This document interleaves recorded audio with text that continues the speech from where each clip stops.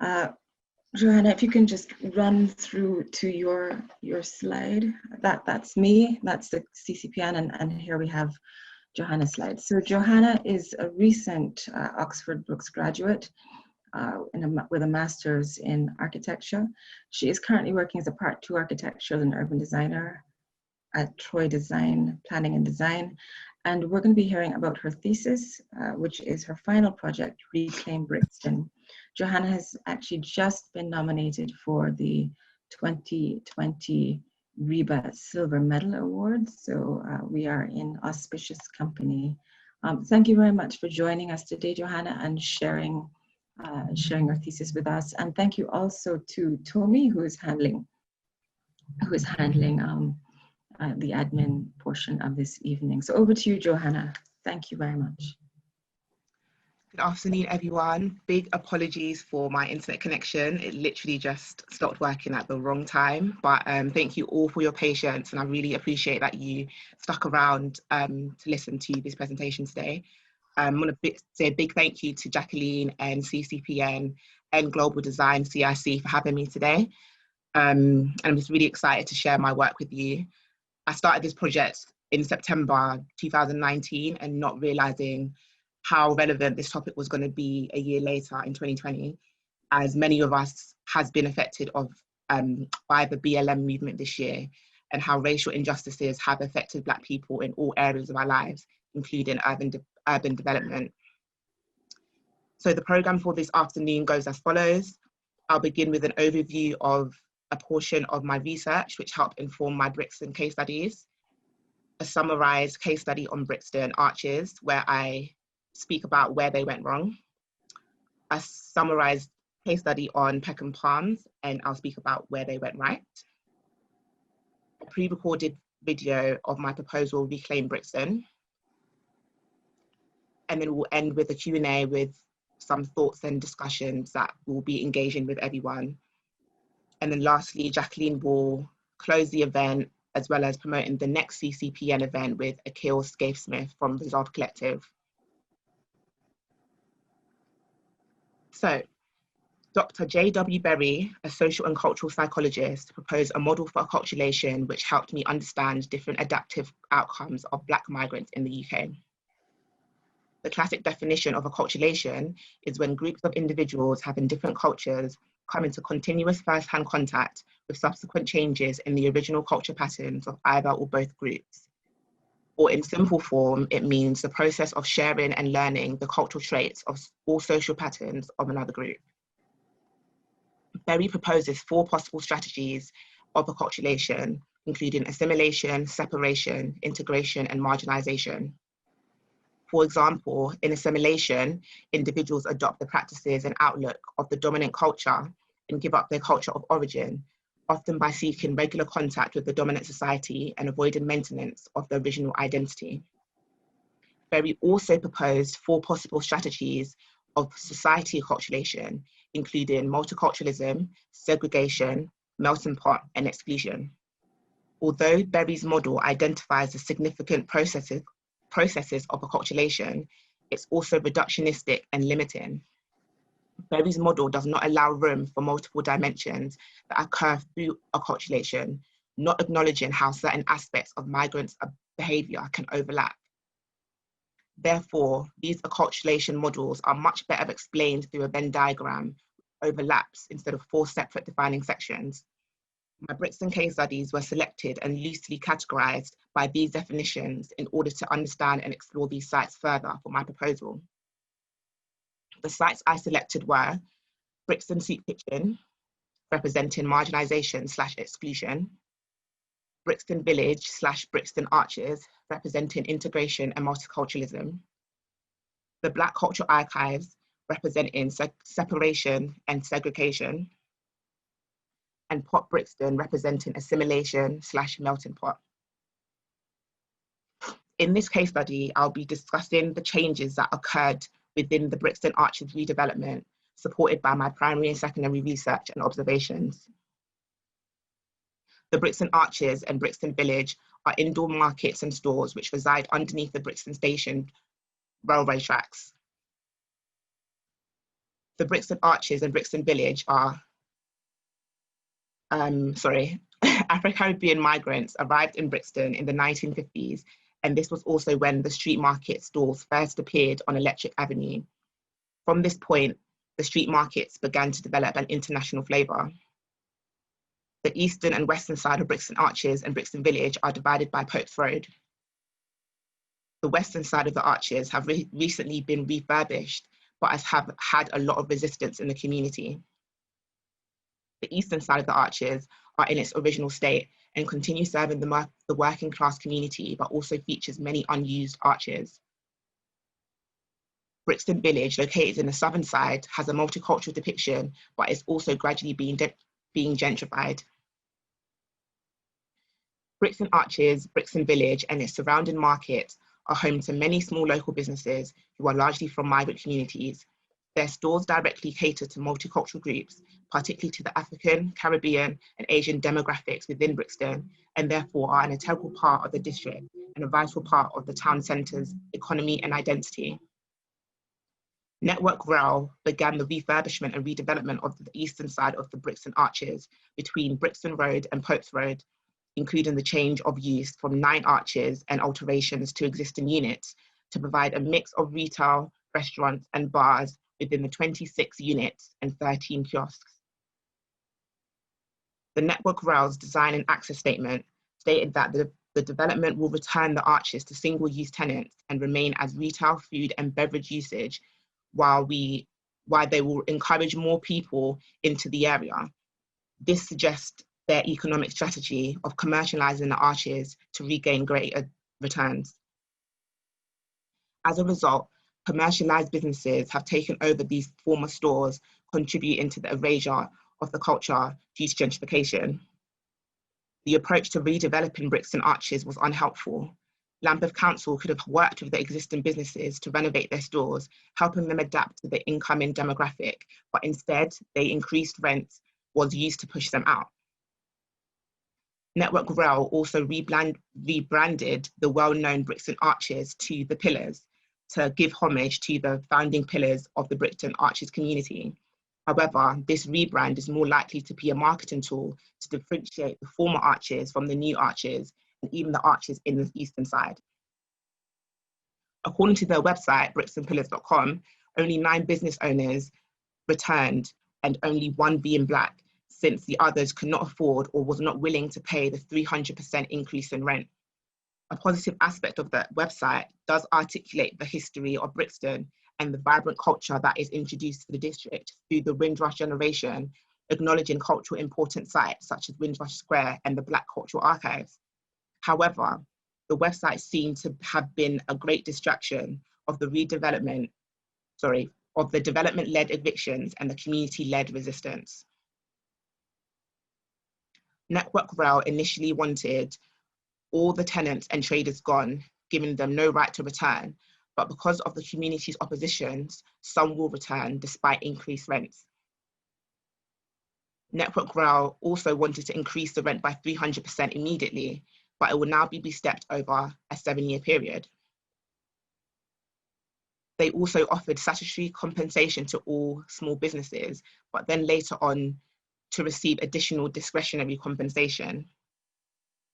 Lastly, Network Rail initially wanted tenants and traders evicted within months of February 2015, but because of the community's resistance, tenants were able to trade for many months longer, and the last 3 continued trading until 2018. In addition to understanding Brixton, part of my research included learning from urban developments which actually empower and protect Afro-Caribbean culture, and Peckham Palms was a great example. Along Blenheim Grove, adjacent to Peckham Rise Station, consisted of various Afro-Caribbean hairdressers, barbershops, and beauty supply stores. However, in March 2016, Peckham Rise Station was granted planning permission involving the creation of major new public square in front of the station and the refurbishment of some existing buildings which formerly housed the local Afro-Caribbean hair stores. Therefore, relocating these independent small businesses was unavoidable. Fortunately, Southwark Council showed interest in protecting these businesses, allowing them to continue to trade during the Station Square construction programme and in helping them relocate over the years.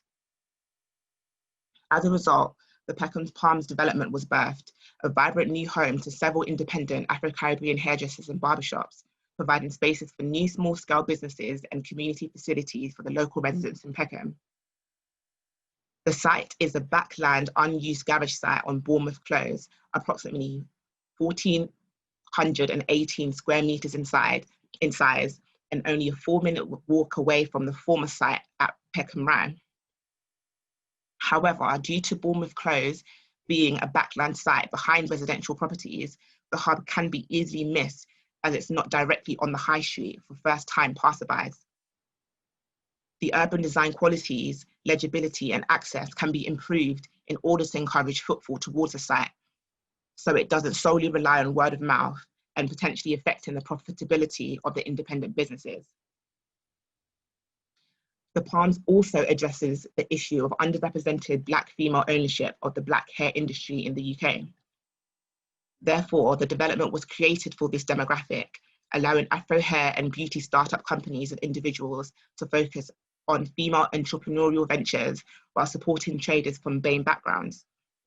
As well as hair and beauty salons, Peckham Palms also has a cafe serving Caribbean treats, a rum bar, a social space for community events, workshops, and a hair academy designed to train a new generation of Afro-Caribbean hair beauty stylists. The council appointed specialist business support consultants to work with existing tenants on the design and layout of the building. The overall project was designed by Something and Sons and Landau and Brown, also incorporating requests from the existing residents of Actor Estate, which is highlighted in purple. The current owners of Peckham Palms are Something and Sons, but they have agreed that the organisation will transition to majority Black ownership within 5 years of opening. Once this is the case, the Palms will be the first hair, beauty and shopping hub in London run by the Black community. The council's ambitions for the site as a freeholder and landlord are not just to provide new accommodation for the traders relocating, but to establish an environment where these businesses are supported to grow, as well as to celebrate London's Afro-Caribbean salon culture. Lessons learned. Avoid displacement. Although the new development wasn't in an immediately visible location, such as Peckham Rye High Street, the proximity to the original location is minimal, preventing displacement of small businesses and allowing them to keep their local clients, keeping the businesses in the community and for the community. Collaboration with business owners and locals. It's important to incorporate their ideas and requirements into the development and to address and resolve any concerns from locals. Continuous community engagement is appropriate even when the development is in use. Council backing and support. Southwark Council recognised the significance and importance of Black businesses in the borough. Therefore, their support was integral to maintain and develop the Black community's relationship with them. Ownership. The developers gave small business owners the opportunity to own these spaces over time and not just leased out. This strengthens the Black pound as it circulates through business owners, suppliers, distributors, and consumers. Protection, celebration, and empowerment of Black communities and culture. It's important to incorporate these ideas and requirements in the development and to address and resolve any concerns from locals. Continuous community engagement is appropriate even when the development is in use. To round off this case study, here are some final words from the Managing Director of Peckham Palms. I'm going to be bold and I'm going to hold my hand up and say, if the Palms did not exist in Peckham, it would look like what Brixton looks like now. Dead. Sorry. And on that note, that transitions us well into my proposal presentation for Reclaim Brixton. So please enjoy my 12-minute video summarising my master's thesis project, and feel free to ask me any questions at the end. Reclaim Brixton is a project that responds to the negative effects of government planning of urban spaces, addressing gentrification, acculturation and assimilation of Black migrant communities from an urban to a domestic scale. The project responds through architectural interventions, disrupting and reclaiming gentrified developments in Brixton and reappropriating them for the marginalised Afro-Caribbean community. Part 1. Research Summary. The project begins with a photograph taken by Tony Linked of building materials at a construction site at Levittown, New York. Levittowns were the epitome of suburban living in the 1950s, marketed towards white middle-class veteran families who migrated from cities to the countryside, seeking to achieve the American dream. However, Levittown suburban living and the American dream became a false reality like a film set and an unattainable dream for many. It also highlighted the underlying issues of the housing system, such as the intentional exclusion of African Americans from Levittown developments. This critique of the American dream begins to reveal multiple layers of capitalism, power, and systems on various scales, which control access to housing across different groups of people. The unfortunate foundation of racism in America infected all areas of Black people's livelihood, causing many of them to be marginalised in society, making it incredibly difficult for them to break out of poverty. This is also a similar case in the UK. Forms of life has been imposed on migrants as they are expected to conform to the customs of the new country they now reside in. Observations show that an individual's domestic practices, behaviours and traditions are strongly influenced by culture. This influence is more complex when one's culture is different from the culture of residents, such as a migrant. As a result, varying levels of acculturation occurs. A comparative analysis of 3 different households show multiple aspects of a Ghanaian family merging their traditions in a British context. This can be seen as a combination of integrating Ghanaian and British culture and assimilation of Ghanaian culture. Assimilation of migrants can have oppressive impacts on the minority group or individual. It causes migrants to lose their identity, traditions and culture in order to be replicas of the majority group. Additionally, gentrification results to urban assimilation as working class communities are pushed out along with their cultural customs while luxury developments take over. Thesis question: how can architectural interventions disrupt current gentrified models of development to protect and empower Black migrants and diaspora to prevent the erasure of Afro-Caribbean culture while using Brixton as a catalyst for social reform? Part 2. Architectural Activism. Reclaim Brixton was the political movement which began in 2015 in response to the gentrification rapidly occurring in the district. The movement was led by local activists and supported by hundreds of Brixton residents. The protesters blamed Lambeth Council for their decisions to sell public land to private developers who often take over Brixton's diverse culture with overpriced and exclusive developments. The urban strategy for this project is to reclaim the sites of 5 gentrified developments in Brixton at a specific disruption point in 2018, where construction of all the interventions begin. The first site reappropriates the planned gentrified development of an Afro-Caribbean hair hub. The second site takes over the gentrified development of Ivor House, converting it into an Afro-Caribbean broadcasting and music hub. The third site takes over 3 adjacent sites in one, creating a cultural public square and taking back the arches. Site 1, Afro-Caribbean Hair Hub. The form of the hair hub is informed by the previously planned development and solar analysis. The 20-story tower that the developers proposed is removed to allow access to sunlight for the courtyard-facing programs.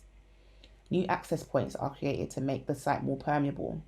The programs of the hair hub include domestic YouTube studios, barbershops, Afro hair stores, conference halls, coconut oil making kitchens, rooftop aloe vera greenhouses, and living room hairdressing units.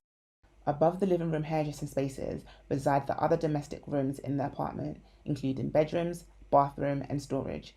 The exterior of each unit features personalised advertisement panels and outdoor seating. Today, Afro hairdressing is often activated through domestic spaces due to convenience, comfort, and self-employment, since Afro hairstyles can take many hours to complete. The live-work hairdressing units are accessible through the courtyard for customers and include all the necessary infrastructure to accommodate the Black hairdressing experience. This includes a shampoo room, WC, and proximity to the kitchen dining area. While units are occupied, the living room offers flexibility to easily adapt between a domestic setting to a hairdressing setting. Due to the amount of waste that is produced from used human and synthetic hair extensions, used hair can be recycled from Black consumers and casted in translucent resin to create sunlight diffusing panels to prevent glare to the users when the sun is low in the sky. This diagram summarises the process of tests I conducted on a handful of different types of human, Afro and synthetic hair. This process also reflects the production of a one-to-one panel. Afro hair will always be a symbol of political and social resistance, as well as a celebration of Black beauty and identity. Therefore, the application of Afro-textured hair into the fabric of the building symbolises Black cultural identity in the architecture itself, as well as the programmatic intervention. YouTube has helped to distribute the mass media's power of television through providing a global platform for the Black diaspora to discuss Black cultural and identity politics. They often provide tutorials, product reviews, and commentary, forming a global network of Black culture from their private settings. Gifty's recording space alternates between different areas of her bedroom and her house, depending on the content that she's creating. For instance, if she's recording a hair tutorial, she alternates between the bedroom and the bathroom to depict the literal process of her hair care. Additionally, if she's recording a hairstyling or makeup tutorial, she tends to record in her bedroom with artificial and/or natural daylight from the bedroom window. Therefore, video recording studios are built as an extension to the proposed townhouses in the north of the site. This domestic setting is not a set, but a reflection of the reality of how Black hair is managed, transformed, and maintained, which their audience can relate and replicate at home. Site 2, Afro-Caribbean and Music Broadcasting Hub. The architectural intervention commences with the demolition of half of the building for the music hall and the top 2 floors for the double-height recording studios, partially retaining half of the building's facade, structural columns, floors, and core for the other programs. The new form of the building disrupts the previously symmetrical form with viewing platforms that extrude out of the music hall. The interior view of the music hub shows the division of programs with the retained core and lobby at its centre. This route provides convenient access to both parts of the building, while musicians can freely access all areas of the hub. The Afro-Caribbean Music and Broadcasting Hub sits on Brixton's influential civic quarter, with Brixton Town Hall directly next to it. The location of this intervention is significant, as the inside of these iconic buildings is where the district makes decisions on policies, planning, and how Brixton is developed. The music hall is designed for standing audiences, as Afro-Caribbean music genres are best experienced on one's feet. This section shows the cantilever viewing platform for the music hall, which enhances the audience's viewing experience. This creates an extruded form from the building, which pedestrians can comfortably walk underneath. The artist performing on the stage on the right is a local rapper from Brixton called Sneakbo. In 2018, he independently released his debut studio album called Brixton under his own record label. Sneakbo is an example of many Black diaspora musicians who write, record and produce their music from their bedrooms or accessible studios. This music hub provides access to other musicians who also want to independently produce music and use Black music platforms for distribution. Online UK urban music platforms such as GRM Daily, Link Up TV and SBTV, with approximately 4 million subscribers combined, are pioneering platforms in the UK music industry while reaching worldwide audiences as they promote, empower and continue the production of urban music. Music recording studios feature in the Music Hub for the recording and distribution of Black music worldwide through the creation of physical and online platforms for upcoming artists.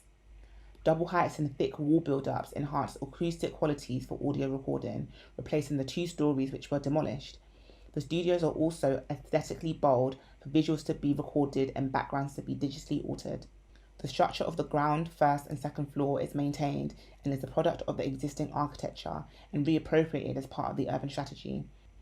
The Black diaspora has also utilised audio and video podcasts for having relevant political, cultural and light-hearted discussions about their past, present and future. This form of social engagement has become increasingly popular within the Black community in the past 5 years. This has stemmed from Black people reclaiming their voices through boldly broadcasting these important discussions. The united voices have been birthed through conversations that constantly arise, usually between friends and family within a domestic setting. Therefore, the new podcast studios reappropriates the existing architecture of the building as domestic living room studios to facilitate this candidness and rawness of important topics to record and distribute online.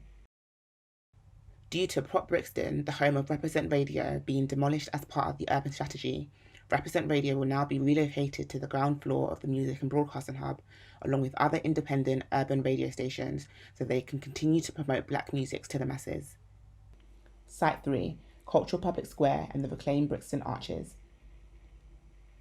The reclaimed public square creates a needed central space within the busiest part of central Brixton, suitable for the outdoor cultural programmes such as Brixton Splash.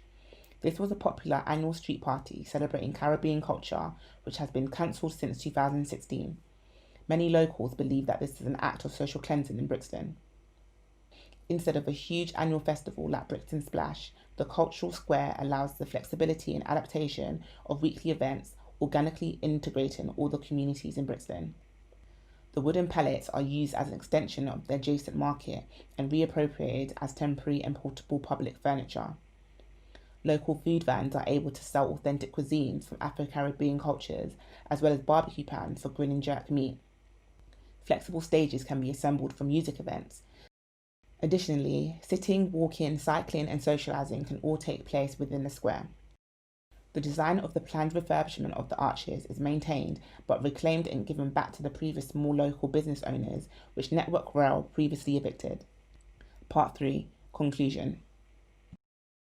The hijack of gentrified developments in Brixton boldly protests against the urban assimilation through positive discrimination by providing cultural hubs to empower and to prevent the erasure of Black communities and culture. Reclaim Brixton addresses issues of race in the design of domestic and urban spaces in various scales throughout the project. It should provoke questions about who places and spaces are designed for and how they can be adapted to different cultural groups. The methodology of the Reclaim Brixton project is apparent through the disruption of the planned and existing architecture and the reappropriated programs and interventions. The strategic adaptation of developer-planned schemes and existing buildings proposes a replicable method of how councils could work together with developers and communities instead of a one-sided top-down approach, which is often detrimental to minorities.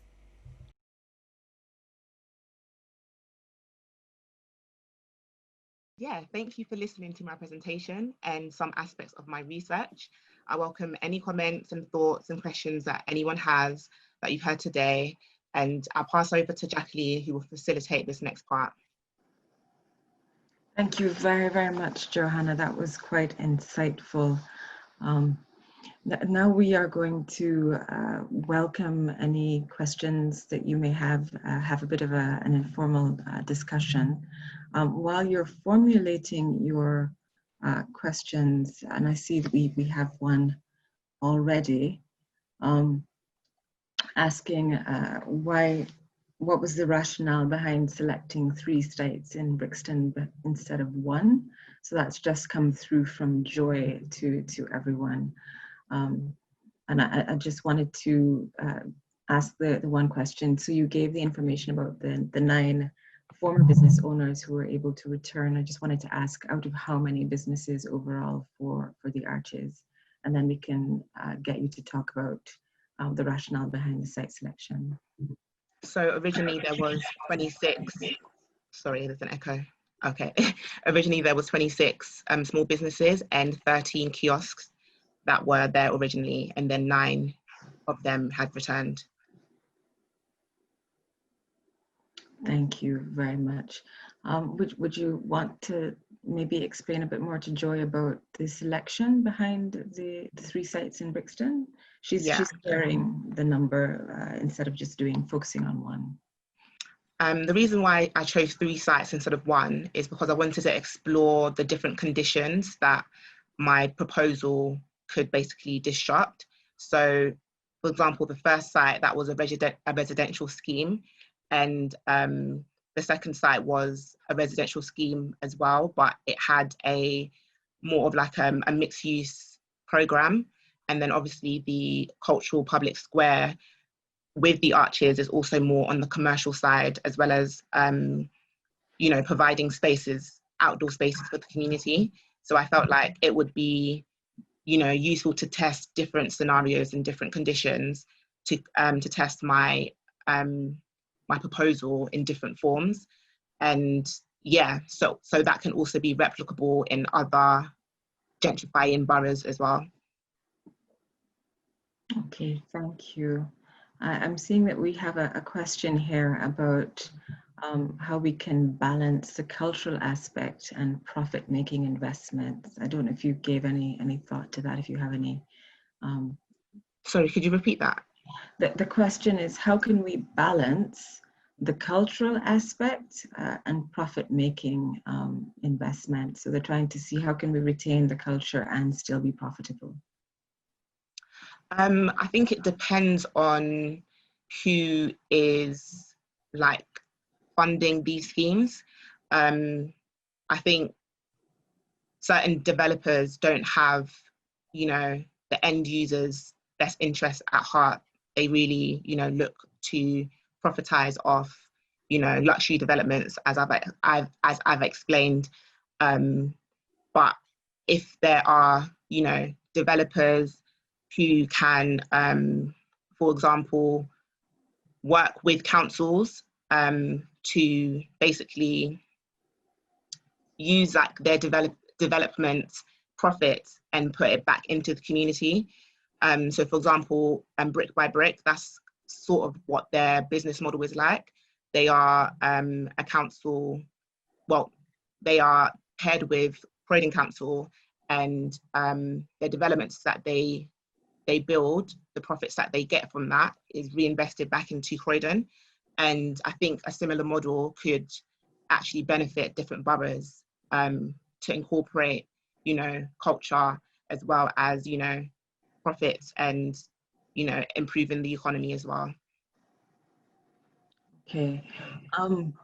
I would add to that one, and again, just an example from Southwark Council with the Lively Exchange program run by PEM people, in terms of catering to the local community and allowing them the opportunity to start, grow and maintain their businesses, so that you don't have displacement of really the assets and the attractions that bring people to an area. So you don't necessarily kill what people are coming for, and you are preserving and maintaining that.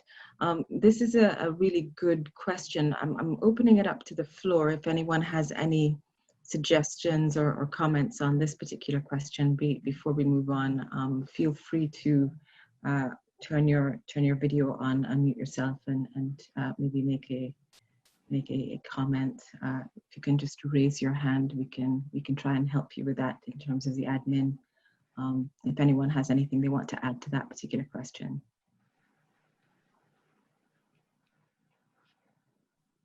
Okay, it looks like we don't have any further comments on there, so we'll move on to our next question. Oh, sorry, here we have Lisa Fior here. No, I just said, sorry, I was just turning my camera on. It wasn't saying, it was, I mean, I think I just like to celebrate. It was a fantastic presentation. It's really improved my Friday afternoon. After working with Lambeth, and I was just interested in anyone from Lambeth was here, because is anyone here from Lambeth Council? Feel free to raise your hand if you are.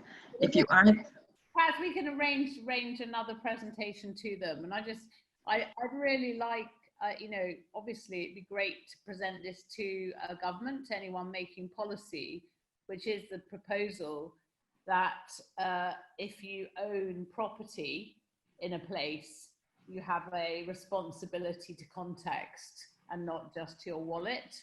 And I you know, Johannah, stick with it, because I think that you know, that's kind of what the UK needs is work of this quality. So sorry, that isn't a question. I think it'd be quite nice to support you to just update, you know, because it's now the arch company who owns those arches, and there are many of them that are empty, and that is a tragedy. That it wasn't, you know, the question's been asked in the chat.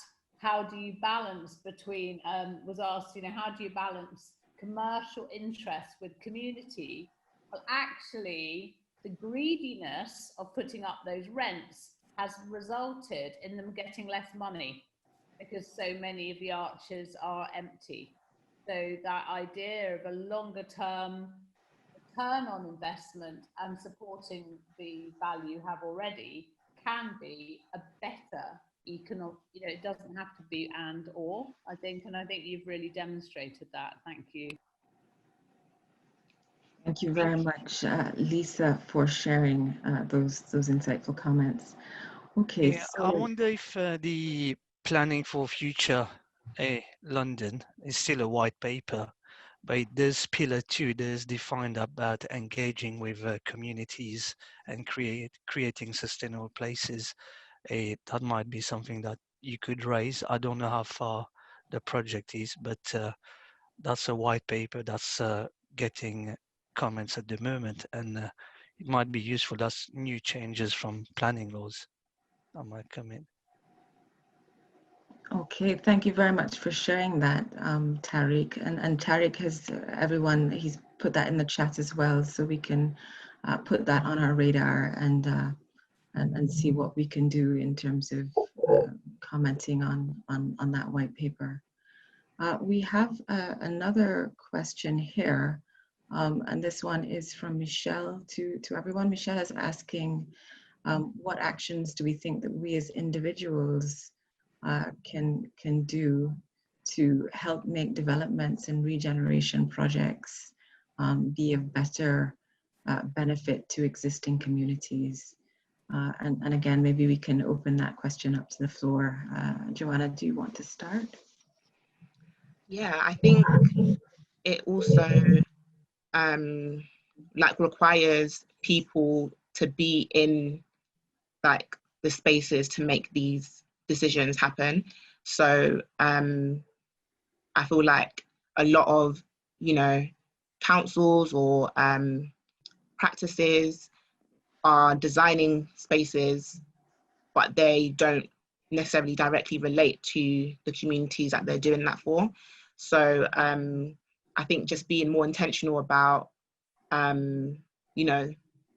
the projects that people work on and what they choose to inject back into our communities. I think we have a responsibility to do that as well. And because it's like we can't always rely on, or we shouldn't always rely on other people or other communities to directly, save us or anything. I think we have a responsibility to put ourselves in those places and to make a change through our work. And I think that's one example as well. That's really, really thoughtful. Does anybody want to comment? I see we have someone. Tara, welcome. Did you want to say something? Hi, hopefully you can hear me. Really excellent presentation, Johanna. Really, really, really brilliant work. So well done. And thank you so much for sharing that with all of us. I guess just leading on from the community engagement question, what do you think could be the best strategies for engaging with community? Particularly different types of communities may have different strategies that work best for them, or do you have a blanket approach? But what could some of the most successful activities of stakeholder engagements be, in your opinion? I think that it should be, I think it should be engaging in regards to, it doesn't seem like it's like work, if you get what I mean. I think reaching out to like different ages from schools and colleges, and they already have that kind of like the creative desire to like have inputs to projects and stuff like that. So I think not excluding the youth and younger people in terms of incorporating their ideas, whether it's in a school setting or a university setting, or where they're actually in that environment where they're open to pour out these ideas. So I think a lot of community engagement can be started in schools as well, if I'm referring to like younger people. Okay, Sophia, I see you've raised your hand. Would you like to share? Yeah, I think community, hi Johanna, I haven't seen this person for over 10 years. The program I ran in her school years and years ago. I think that I in my job sort of help assist with placemaking, and I think community engagement, you need people, different people doing the consultation. I find that councils, local authorities seem to go to the same set of consultants to you know, do their sort of community engagement or understand what's happening, and not everyone responds to that. Effective community engagement happens when there's trust. And you know, a case in point is over the past 6 months, I've been trying to do a piece with Hackney Council in the Hoxton community, which is an area which you know, has had a lot of gentrification, but also areas where nothing has happened. And I've been doing sort of the business engagement and trying to get on the ground, and I said you know, trying to do it remotely, I said that's just not going to work because these people need to see us. I mean, I'm lucky, I grew up in Hackney, there's a certain thing that I can relate to these people, but I often see that community engagement doesn't happen from the right people with the right people. And I think there's something around how councils choose this, because at the end of the day, councils rely on reports, but who generates these reports in the first place? Because sometimes these reports just sort of like give you the status quo. They're not deliberately provocative, and I think that we need to be braver about being provocative and maybe not coming up with the right answer, which is challenging when you're a consultancy and trying to make money and be, you know, do more business. But I think that that is really, really important. And I think someone also raised a question about cycling initiatives and walking initiatives and things like that, and I have certainly seen in Hackney, I do think that that starts to exclude certain people because they don't feel like places that they used to inhabit are now being inhabited by new people. So I think, you know, some of the stuff that you showed about Peckham versus Brixton was really interesting in showing that small subtle changes can actually cause a big change. And I think that we shouldn't forget those small interventions. And I mean, I think it's difficult. How do we promote these lesser known voices? And we had someone like Johannah advising people, or how do we promote that more? I think it's a sort of collective push to getting voices heard. Thank you, and that's a really valid point. Well, all of the points are really valid. So I think what I'm highlighting here is, again, as you say, whose voices get heard and what interventions move forward. And I'm sure we've all been in rooms where, you know, there's one lone voice trying to say something, and then, you know, at the end of it, they've picked up on 3 points, but the 1 or 2 points that were raised by this individual have been completely disregarded. So it is a struggle, and that, you know, with the sort of formalized environments and systems that tends to happen.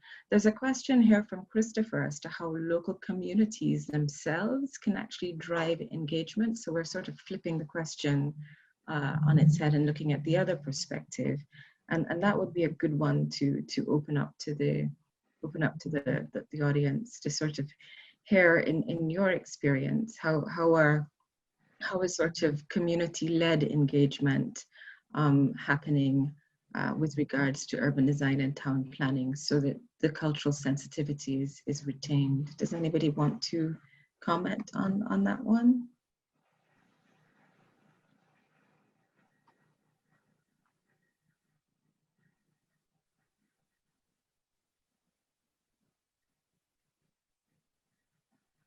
Okay, there's a comment from Stephen in the chat about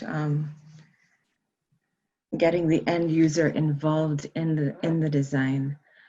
On that question that Christopher asked, that I've invited comment on, in our experience, and Joanna's hit the nail on the head in terms of consulting with future generations. So we have a very young demographics, and unfortunately they aren't involved in the decision-making process, and decisions are being made that will actually affect them in their lives, because that's the generation that's coming up, and that's going to be growing and moving into the world of work.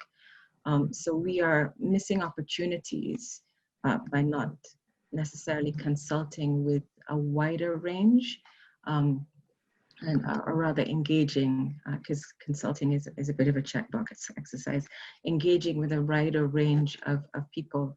And you might find that you need to go to quote unquote where people are. I've heard the term hard to reach, but it might be about having a strategy in terms of, okay, these are the demographics within our community. So you've actually assessed what your community profile looks like, you know who is there, and then you make a concerted effort to outreach to those demographic cohorts.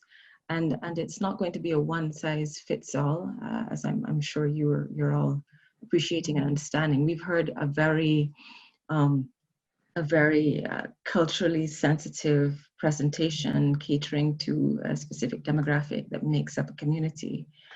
So we would obviously have other communities, other underrepresented groups who may not necessarily feel comfortable being heard in formalized settings, and sometimes you might need to have create safe space for these groups to speak candidly about the issues that they're facing in their communities. So there are a number of different ways, but what one of the questions has highlighted is that the people who really need to be in the room and part of these conversations, because we've had a query as Lambeth Council on this call, and an offer to connect Johannah to a counsellor, is that, you know, they're not necessarily there, and it may be not through any fault of their own, but we all need to work at diversifying our networks, especially in this time of Black Lives Matter, where we are more aware of systemic injustice and inequality in society. We do need to do better. Does anybody want to add to that or comment on that? Tiny thing. Oh, wait.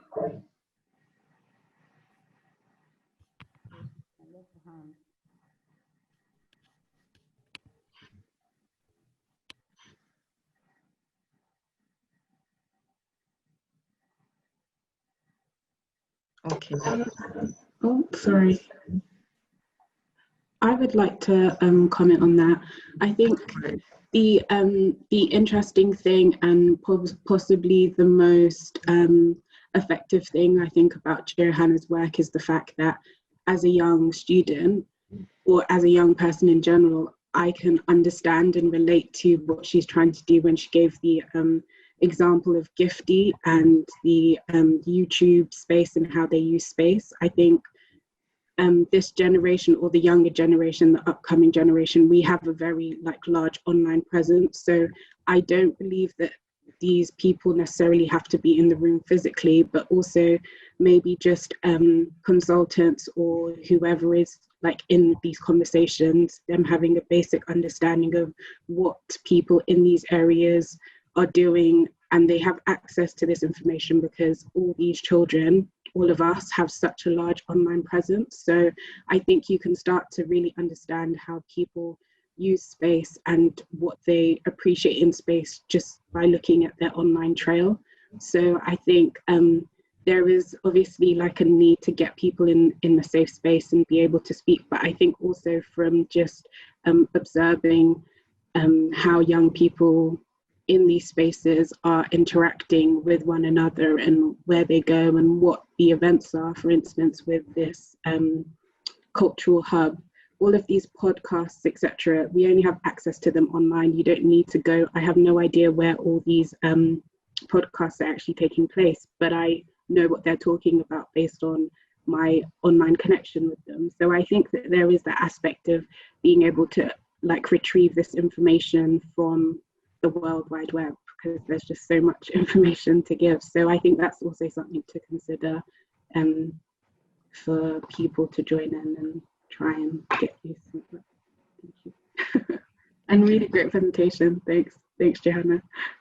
Thank you so much, Tomi. We have a raised hand from Tariq. Tariq, do you want to share?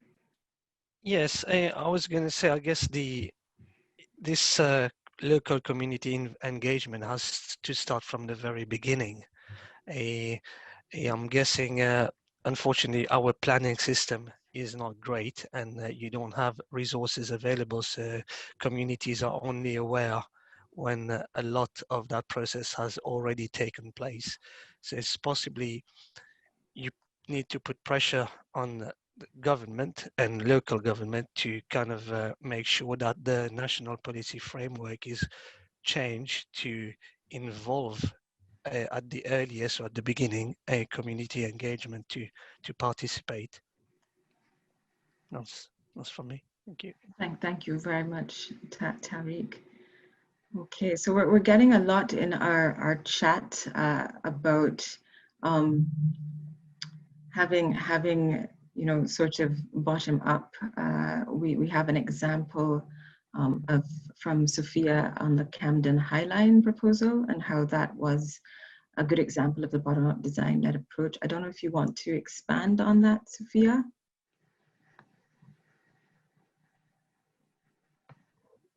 I need to disappear. It's actually in development. It's actually at the design. They're actually pulling together the design teams, and it's being led by Camden Collective, which is quite a, you know, has worked on the ground quite a bit. But they're not asking. They're being very non-prescriptive, I think, in what they're asking for the design team, and they want to make sure that local stakeholders are going to be taken into account, but they're not even telling people how they want that to be done. So I think the good thing about that is it can invite you know, people to maybe bring in a slightly more radical approach to how they're going to do that. You know, sometimes it's very set and formulaic, so I think that there's a good opportunity there. We'll see what actually ends up happening, but maybe that's something that can be promoted to through people's networks. And I think the deadline for the first submission is 7th of October, so there's still a bit of time if people are interested and want to get involved in that. So yeah. I need to go, but I just wanted to say thank you for the great presentation, Johannah, and for everyone else's thoughts and comments. I wish I could stay for longer because I feel like it's getting very interesting, but I've got another appointment that I need to be on. Thanks. Thank you, Sophia. All the best. Take care. Thank you for joining us. We have a question here from Michael. He is asking about whether or not you have a view, Johannah, on the continued existence of outdoor markets already existing on Electric Avenue and Brixton Station Road. Do you have any thoughts on that? Yeah, although there are existing markets there, I feel like how Lambeth kind of evicted those in the arches was unfair. I feel like it doesn't justify that approach, even though, you know, there are still markets that are retained there. I think that the whole approach could have been different in regards to the redevelopment, the refurbishment, and the engagement with the small business owners. But yeah, I don't think it justifies, yeah, like I said, how they did it, even though, like I said, some markets still do exist on Electric Avenue. Okay, great. Thank you very much. Sophia's departure has reminded me that we need to be respectful of everyone's time. So it sounds like it's been a really well-received presentation.